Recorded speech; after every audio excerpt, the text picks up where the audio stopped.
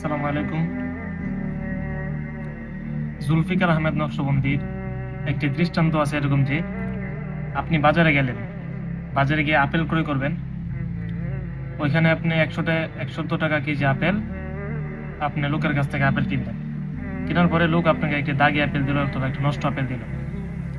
তারপর আপনি লোককে নগদ ধমক দিয়ে বলবেন যে টাকা দিয়ে আপেল নিতেছি, কেন আপনি আমার নষ্ট আপেল দিবেন বা দাগি আপেল দিবেন?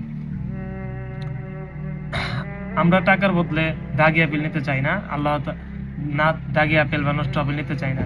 কিন্তু আল্লাহ তাআলা চিরস্থায়ী জান্নাতের বিনিময়ে আমাদের এই দাগি অন্তর বা নষ্ট অন্তর কেন নেবেন আল্লাহ তাআলা?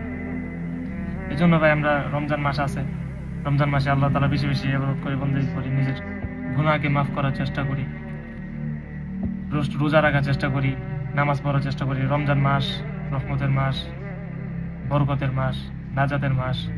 আল্লাহ তাআলা আমাদের সবাইকে তৌফিক দান করুন।